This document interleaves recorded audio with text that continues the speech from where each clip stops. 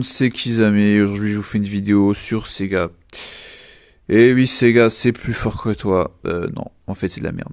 Non, désolé, mais Sega, c'est plus fort que rien du tout, quoi. Actuellement, c'est fini, quoi.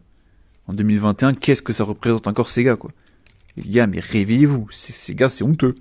C'est honteux, y a pas d'autre mot, c'est terminé. C'est fini. Après là, les gens sont là, oui, ça va être racheté par Microsoft et tout.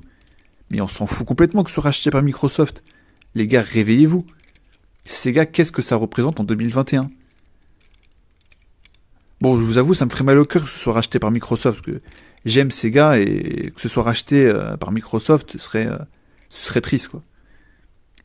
Il faut savoir que je suis un grand fan de Sega, donc quand je vous dis que c'est terminé et c'est de la merde, ça me rend triste, parce que je suis un grand fan de Sega. Faut dire que Sega, à une époque, c'était exceptionnel. C'était incroyable. Des jeux, mais d'une innovation, d'un univers riche et d'un game design original qui arrivait à chaque nouveau jeu à faire évoluer le média. Mais rappelez-vous, Street of Rage, Golden Axe, les Sonic, Jet Set Radio, Sega Rally, Virtua Coop, les House of the Dead, Burning Rangers. Rappelez-vous, à une époque, Sega, mais c'était le top du top. Vraiment, et même niveau RPG, rappelez-vous. Les Grandia, les Time Stalker, les Shining Force, Fantasy Star, l'Unstalker, Soleil. À une époque, Sega, c'était le top. Fantasy Star Online, les Shenmue aussi. Mais rappelez-vous, quoi. Sega, à chaque nouveau jeu, ils innovaient. Ils faisaient évoluer le média. C'est des révolutionnaires, hein, Sega. Hein. Ils étaient en avance sur leur temps à une époque. Vraiment en avance sur leur temps, c'est le mot. Rappelez-vous aussi Panzer Dragon. Rappelez-vous Panzer Dragon, ce shoot 'em up en 3D là, mais c'était incroyable pour l'époque. Mais maintenant, ces gars, en 2021, qu'est-ce que ça représente, quoi? Les gars, mais réveillez-vous, quoi. Réveillez-vous. À part les rétro gamers là, enfermés dans leur tanière, dans leur cave ou dans leur grenier, à jouer à Sonic Mania, voilà, à Sonic Mania et Street of Rage 4, deux grosses bouses, je tiens à le dire. À part ces gens-là, ça représente plus rien, ces gars. C'est fini, c'est terminé. Les gars, c'est fini. Je suis désolé de vous le dire, c'est terminé. Et on va parler de Street of Rage 4 d'ailleurs. On va parler de Street of Rage 4. Les gens ils sont à se dire ouais, c'est trop bien Street of Rage 4 et tout. Mais les gars, mais réveillez-vous, quoi. C'est honteux, Street of Rage 4, c'est de la merde. Réveillez-vous. Le truc, ça sort 27 ans après Street of Rage 3. Et le gameplay, il est moins complet.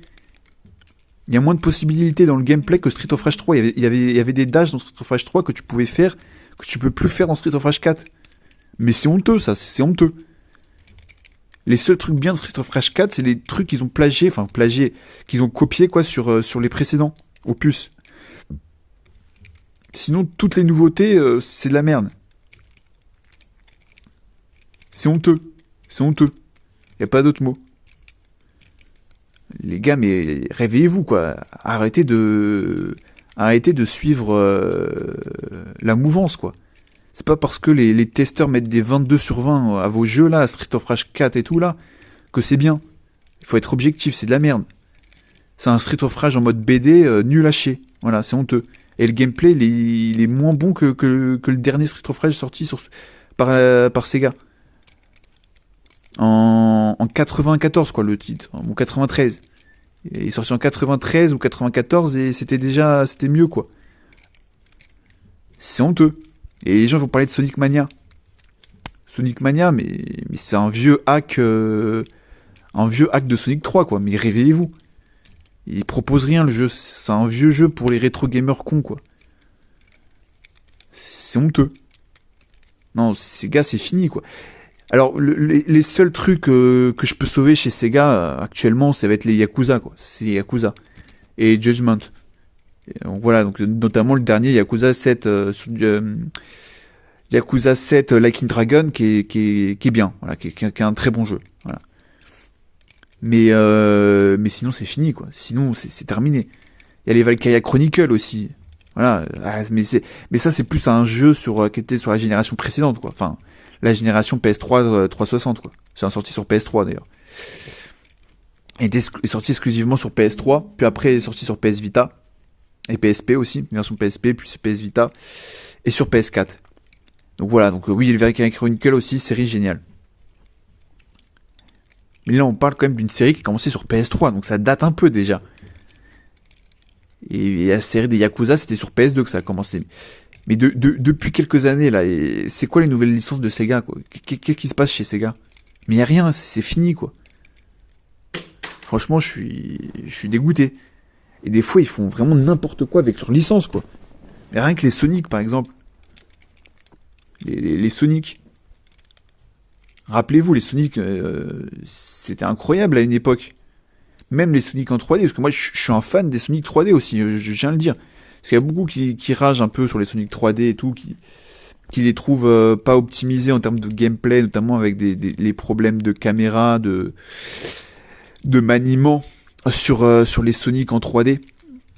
Mais moi, j'ai adoré, par exemple, les Sonic Adventure. J'ai adoré les Sonic Adventure sur Dreamcast. J'ai adoré Sonic Heroes, Shadow the Hedgehog. Et je vais vous dire, même le Sonic 2006, j'ai beaucoup aimé. J'ai beaucoup aimé. Même si je suis au courant, oui, il y avait énormément de problèmes. Le jeu n'avait pas été fini du fait des problèmes à l'époque d'effectifs de Sega, de la Sonic Team. Du coup, ils avaient pas pu développer le jeu avec l'effectif au complet. Ils étaient à 50% d'effectifs. Et bon, ils ont dû sortir le jeu un petit peu hâtivement. Ce qui a créé tous ces problèmes, tous ces bugs, ces manques d'optimisation. Puis après, bon, il y a eu des bons jeux Sonic après. Hein. À la suite, il y a eu Shadow the Hedgehog qui était sympa. Il y a eu aussi les épisodes 8, rappelez-vous, les Secret of the Ring, Chevalier Noir, Sonic Chevalier Noir, qui proposait un gameplay assez original avec le maniement du Nunchuk. Et Secret of the Ring qui était aussi un très bon Sonic. Hein. Rappelez-vous. Même si je suis plus, entre guillemets, je suis plus acheteur des Sonic avec un gameplay un peu plus intéressant, un peu plus complexe, avec plus de possibilités en full 3D que des Sonic un petit peu bridés en termes de possibilités, comme pouvait l'être le Sonic Unleashed et le Secret of the Ring, qui avait moins de possibilités, notamment sur la caméra. Mais ça restait intéressant. Mais petit à petit, c'est devenu n'importe quoi. Ils ont fait Sonic Colors, bon, c'était sympa, mais tu sentais que déjà, ça partait un petit peu dans des délires qu'il fallait pas. Puis après, c'était la démandale, quoi. Sonic Boom, catastrophique, honteux, qui a, rappelez-vous, complètement changé le chara-design de Sonic, un gameplay au ras des pâquerettes, c'était honteux.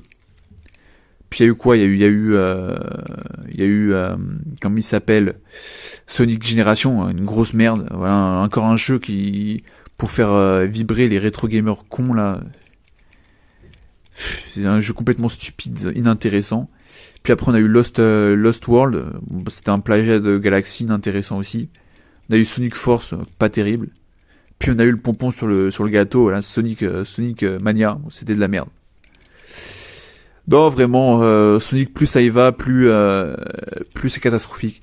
Mais j'espère vous faire une vidéo sur Sonic plus tard, hein, plus précisément, parce que là je suis obligé de pas aller dans les détails, quoi. Non, tout ça pour vous dire que c'est terminé, quoi. Et dire qu'à une époque, on nous foutait des licences comme Burning Rangers, quoi, comme Fantasy Star Online, comme Shenmue. Et là, c'est fini, quoi. C'est fini.